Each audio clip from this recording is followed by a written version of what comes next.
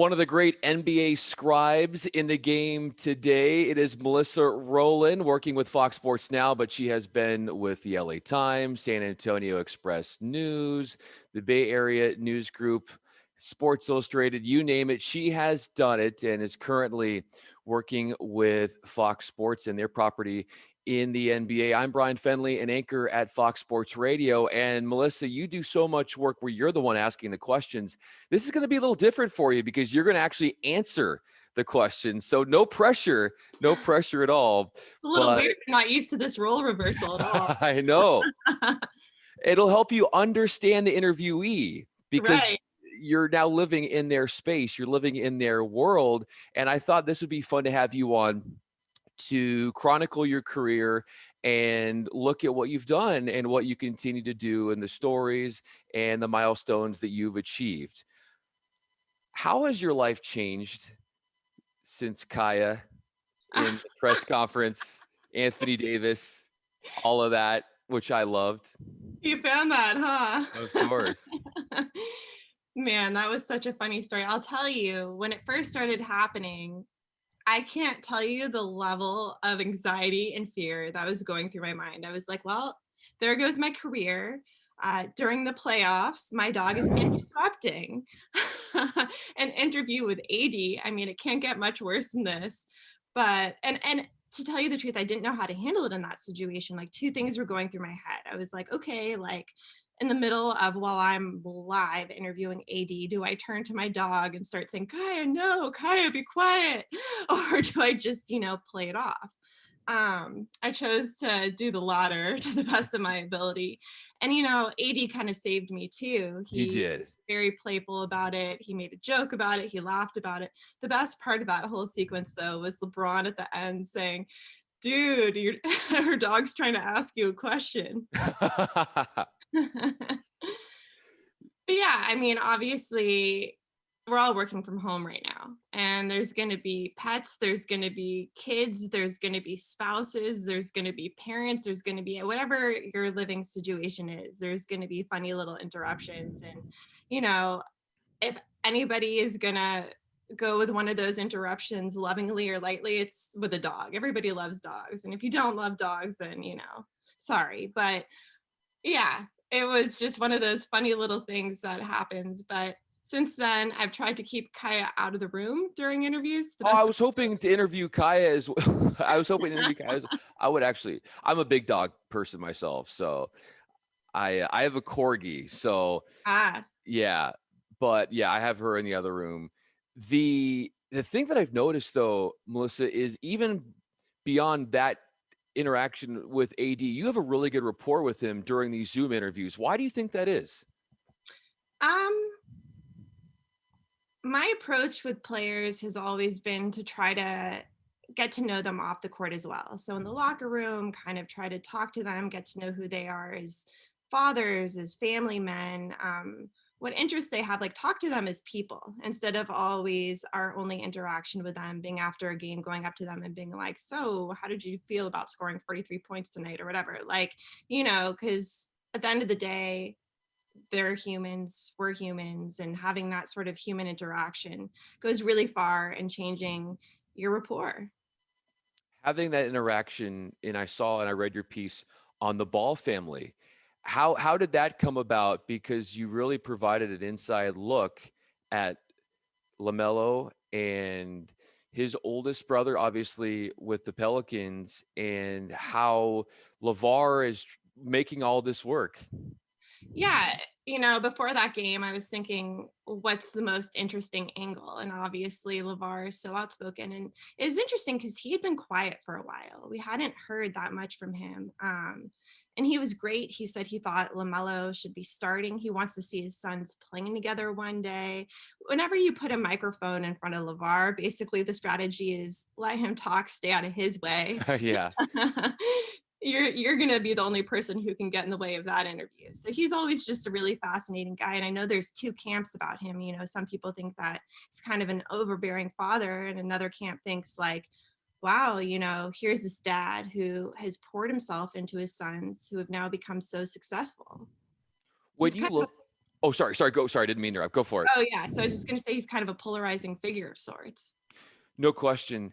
And his sons are playing really well. His youngest is just on a tear, as you know. LaMelo Ball just absolutely outstanding on the offensive end.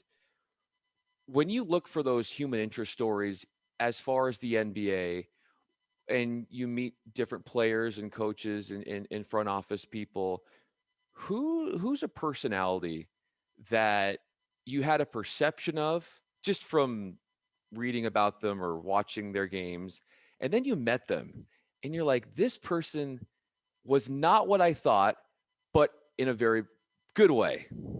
Kobe. Um, Oh, so when I first started my career, I'm what, this like 23-year-old neophyte trying to prove myself at the LA Times, scared out of my mind. And you read all these stories about Kobe and how harsh he is sometimes with teammates or with reporters who ask silly questions. And I went up to him. Spent literally all night thinking in my head, wow. I'm going to do this. I'm going to go for it. If it turns out bad, if he, disses me or whatever, like, so be it. I'm going to shoot my shot. I'm going to take a chance. And I went up to him and he couldn't have been kinder and more gracious. And at the times then, they weren't doing too many sports videos. And I was kind of, at the time, I was covering a lot of high school stories, and I was trying to move my way up into covering more NBA stuff. And so I saw that as kind of being a way in. So I pitched doing a couple of like fun videos with the guys, trying to spotlight who they are as people off the court. And the Times, thankfully said, go for it.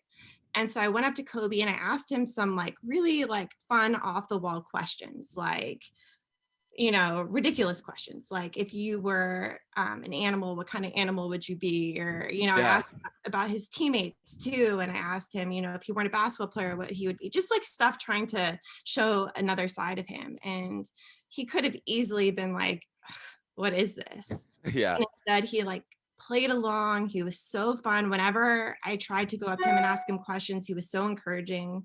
So my initial perception of him was just like totally off. He couldn't have been nicer.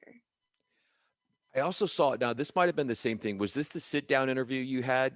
Because I do recall seeing a clip of that online where you had the one on one. Was that the same thing? Or I'm sure you and Kobe had several different interview interactions. So I think the sit down that you're talking about is different. I showed up at his camp at UC Santa Barbara, That's right. and I didn't have an interview scheduled with him. But again, I figured I'm going to shoot my shot. I'm just going to, stand around the gym all day. And as soon as I can, go up to him and say, hey, can you give me a second? And again, not only did he agree, but he sat down with me for 10 minutes. I mean, he was incredibly giving to the media and incredibly open and vulnerable. And especially being a young female reporter at the time, I really, really appreciated that. And maybe that had something to do with him being a girl dad and understanding kind of wanting that, if one of his girls were in a similar situation one day, how would he want them to be treated, sort of thing.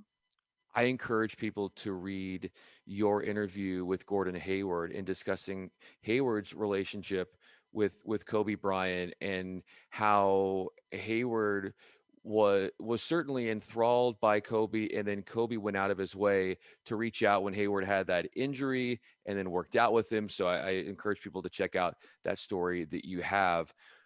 On top of your interactions with Kobe, how have you had to embrace being courageous in this business, and basically having a thicker skin and just putting your nose out there and just going for it?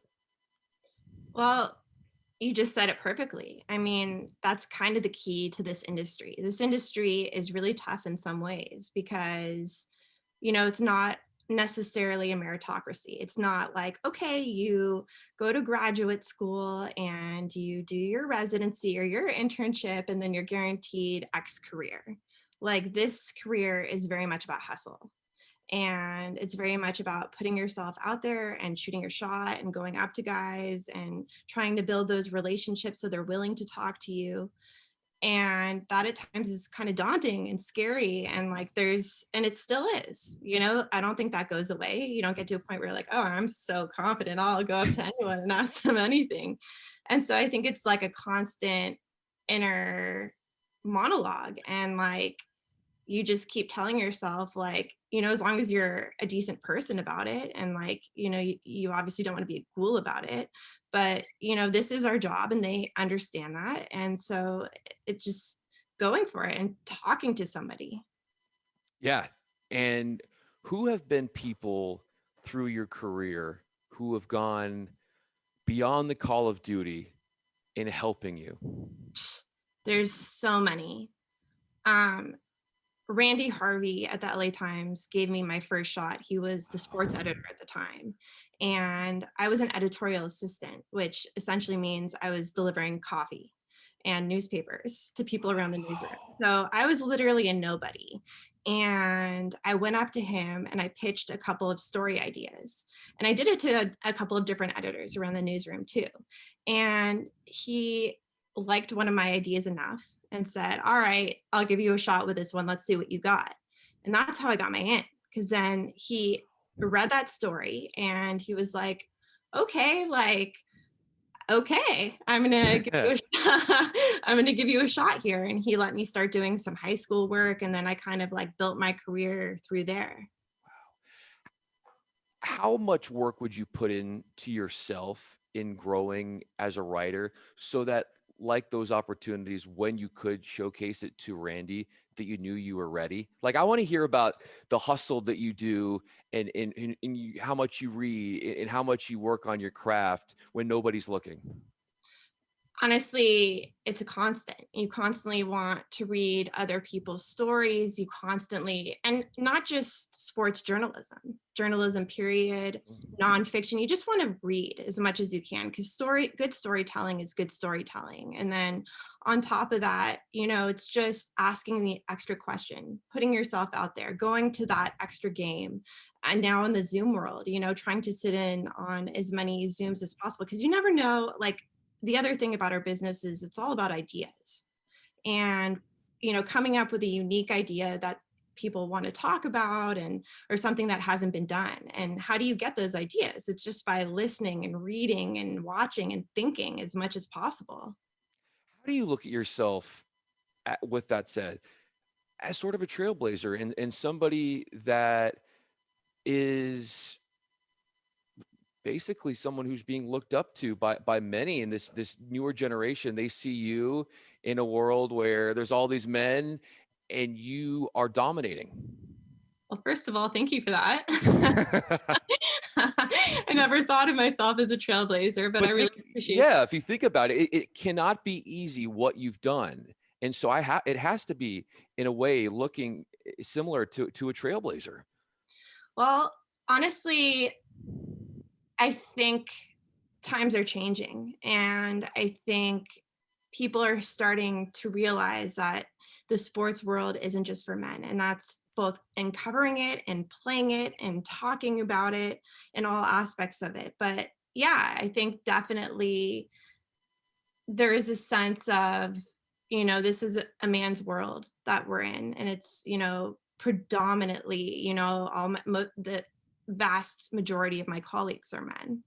um, but to their credit, like, I have never felt like an outsider at all. I think hopefully we're moving past that, and I would encourage any like young girls who are interested in pursuing journalism.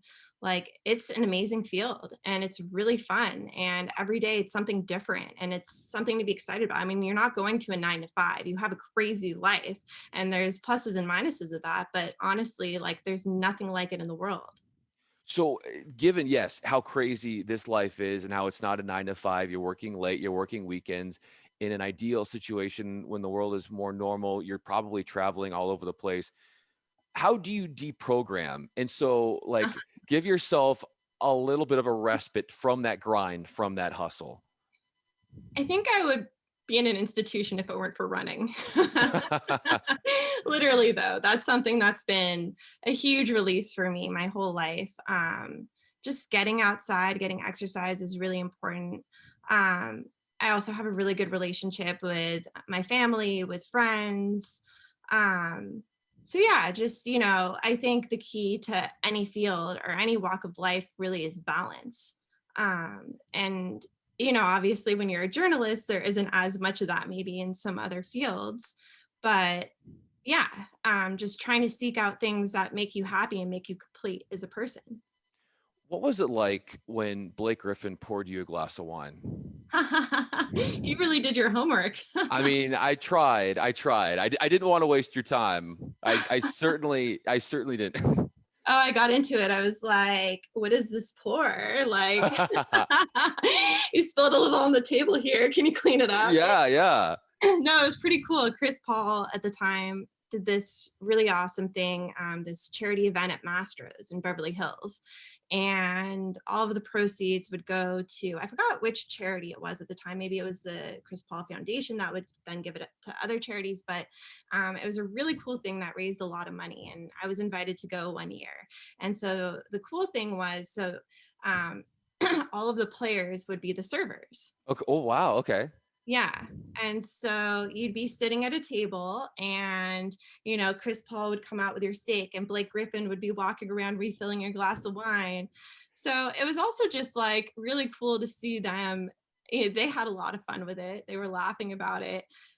It was cool to see them like kind of in their element a little bit more, like, away from the court, just joking around with each other, being fun, silly guys. I absolutely love it. The the moment you found out you were going to be with Fox, because I know you had previously been with Sports Illustrated, how did you celebrate? That's a good question. I actually got the phone call as I was sitting in my car, and I pulled over to the side of the road. Wow. Yeah, and I was just so excited, so elated, and I think the first thing that I did actually was call my parents. My mom started screaming. She was so Oh. excited for me. Yeah. So that's just been like a dream come true for me. And how have they allowed you to expand in what you like to do? And give us an idea of all the different ways that your footprints are seen in that NBA space on their platform. Well, one thing that I really appreciate about Fox Sports is they're really interested in good storytelling. Sometimes in our industry, it's all about how many clicks each story gets. And then inevitably what becomes prioritized is, you know, if you mention Kim Kardashian and it gets 1 million clicks, versus like beautiful storytelling about, a player and his journey or something like that. And so one thing that I really appreciate about Fox Sports is they're the opposite. They want good storytelling. They're not interested in clickbait. They really are interested in doing the type of stories that make a difference. You saw in, I think, 2018, the Warriors win the NBA Finals. If I'm not mistaken, you were up working at the Bay Area in that realm, in that space. Is if I'm not mistaken, right? You were up. Were you with the Warriors? I Yeah. covered the 2018 championship and the 2019 finals run. So yeah. So okay. So the 2018 championship. When you were watching Kevin Durant and how that whole team was assembled, what was your perspective on just being there and being boots on the ground and watching that majesty of an NBA run come to fruition? It was really interesting. And it's like, how when NBA players are asked, like, are you able to process all these awards you're winning right now or all the greatness that's happening right now? And they're like, I'm probably gonna have to wait till after my career to like really like Yeah. put this in perspective. Like I know LeBron has said that a lot. After he sets, he breaks a different record every night. And we always ask him, so now that you're number 3 on the all-time scoring list, or you're, whatever the record may be, his response is often like, this is such an honor, but like it hasn't sunk in yet.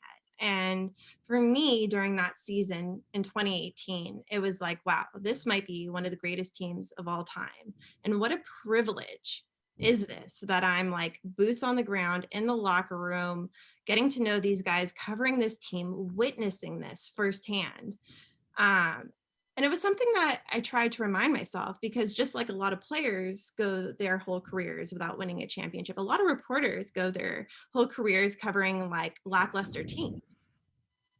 And so I felt really honored and lucky to be in a position to like get to tell those stories.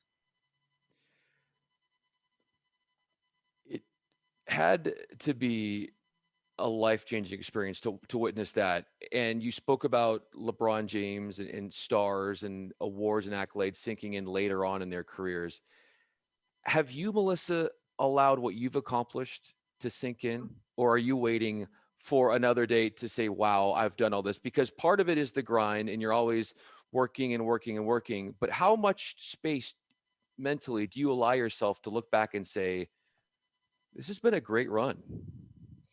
Honestly, I think you hustle and you hustle and you hustle. And then when good things start happening, it's such a great feeling.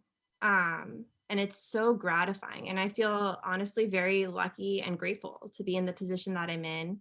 At the same time, our career is always like, okay, so what's the next story?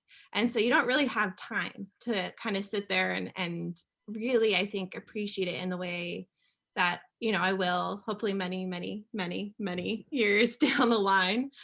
But yeah, I mean, it's just been a wild ride and an incredible experience, getting to be one of the people who gets to be around Kobe Bryant and LeBron James and sees the dynamic behind the scenes in the locker room. You read about LeBron and AD's friendship, but I've seen it. I've seen them interact and how cool that is. And, seeing these incredible game sevens like Houston Warriors in Houston and like how that played out. And, you know, I've been around a lot of really, really special moments and I don't take them for granted. What is that relationship like up close with AD and LeBron, and how it's captivating and how it's very special?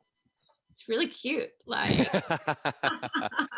they'll literally wait for each other in the locker room to get dressed so they walk out together. It reminds me, and I'm not saying this at all in like a pejorative way, but Yeah. it reminds me of like when you have a best friend in high school and you want to spend all your time with, I mean, they're like truly buddies. Wow. Like they really, I mean, after games, I've heard them walk out of the locker room and turn to the other one and be like, hey, like, want to drink this incredible, probably like $1 million bottle of wine together Yeah, tonight? yeah, yeah. And they're like, yeah, let's do it. And I mean, they genuinely like really enjoy hanging out and they're always making plans with each other. And, they kind of tease each other during their interviews sometimes. And there's genuine love there. Wow. What's the best compliment you've gotten from an NBA player on your work? Or after an interview, he said something to you that was complimentary, or maybe it could be an interviewee from an outside the NBA story. Um, I did a story on Steve Kerr's relationship with Greg Popovich, which obviously extended back to their playing days. And then at this point now, Steve is an incredibly accomplished, amazing coach. And he still looks up to Pop because Pop was very much his mentor. And Pop conversely, thinks that Kerr is an incredible, intelligent guy. And it was very interesting kind of delving into their dynamic. And they're obviously both very politically outspoken and huge advocates of social justice. And so I kind of asked Pop about, because there's a huge, when I was living in San Antonio, there's a huge like movement and, you go into a bunch of stores and you see t-shirts with the words like Pop 2020 written on them. And I asked him if he'd ever run for president, and he said that he didn't think he would. And then he made some comment like, if that ever were to happen, he would be Steve Kerr's vice. So like Steve would be Oh. president, he'd be the vice president. And I brought that up to Steve and he was laughing. And anyway, so I wrote a big story on that and just about this like deep mutual respect that was there. And after that story, Steve told me that I encapsulated the relationship well, and that really meant a lot to me. So, you just try, obviously, you're not a fly on the room. You don't see everything that goes on, but you just try to do stories justice and really like represent the relationships and these men who you're covering in like the best way and most honest way that you can. It's so spot on. Like the quality of answers you will get, like when you mentioned earlier in this interview, when you don't go to a player and say, "Hey, how did it feel to score 43 points?" I mean, it just feels very cookie cutter. When you think through what you do, like these questions, and you get them to think, not only are you getting better answers, they're going to remember you. They're going to want to come to you for news. They're going to want to share more with you. I even went back and I was reading some of your work in San Antonio, and the angles that you take for stories are so outside the box and so unique and cool. When you profiled all the dogs from the San Antonio Spurs players, and you described like their relationships with their animals. And I thought that's a fascinating thing. And how did you come to think that that would be a cool angle? Because nobody else I've seen has done that, and I was hooked. You know, I think my approach might be different from some just because I'm not like, I know some people on their days off, like all they want to do is just watch like 1 million games. Like for me, what fascinates me so much about sports and the NBA in particular, because the players and their personalities are so front and center, is like who they are as people, the relationships, the things behind the scenes, much more than like stats and box scores. And so that's the perspective that I always try to come at it with. Like, what do we have that Joe Schmo sitting on his couch doesn't have? And that's access. Joe Schmo can watch the game. He sees all of the points and rebounds and assists. But what he doesn't see is like who they are and their interactions and just kind of like, that's what I find fascinating.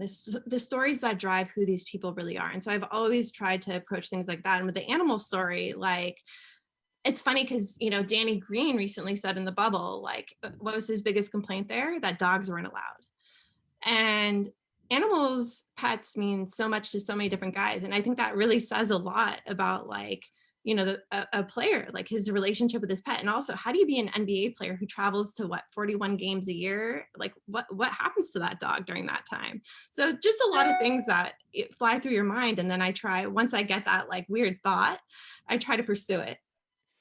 If I read it correctly, I think, didn't Danny Green in your piece say that when he was in college he had a pet snake, or he had like a couple, or there was one player that had a pet snake, and like I think he even had like two of them, and he would have friends over and like feed the snake, and it was wild. It was absolutely wild. My final question for you, and Melissa Rohlin is with us with Fox Sports. You can follow her on Twitter at Melissa Rohlin. I'm Bryan Fenley, an anchor at Fox Sports Radio. The title of your life, you write about so many other people. When you sit down, just from a perspective of, this doesn't have to happen, but if it were, knowing what you've gone through in your career, what would be the title of you looking back at your life so far, of a document or a piece of work that would describe who you are and what you've been through? Um, it's a very good question. I would call it an Odyssey of gratitude. Now, how so? We're all very grateful to be doing this career, and there's so many people who would want to be in our positions. And it's honestly just a really fun job. I wake up every day and I think like, I'm writing these stories, and I'm thinking about like what inspires me, what I want to tell, what I think other people might want to read. Like, I'm just grateful to be in this position. I'm grateful for all of the athletes who, open up to you and are willing to, give you one-on-ones and tell their stories. I'm grateful for all of the other reporters who have helped me along the way. Um, Chris Haynes, Mark Spears. I've had a lot of guys who have really taught me a lot and helped me out a lot. And I just feel an extreme amount of gratitude. And we're grateful to be able to follow your coverage. And we're grateful that you're on the front line so you can tell us what it's like to see LeBron James and AD converse about $1 million wine. I mean, I love that stuff. I think it's fascinating because, like you said, not everybody knows what's going on. You have the access and you do a great job of harnessing your opportunities, and love your work. Melissa Rohlin, thank you so much with Fox Sports. I'm Bryan Fenley, an anchor at FSR. Really, really appreciate a look at what you've done, flashing back throughout your career and giving us some of the inner workings of how your life and your world exists. Thank you, Brian. Really appreciate it.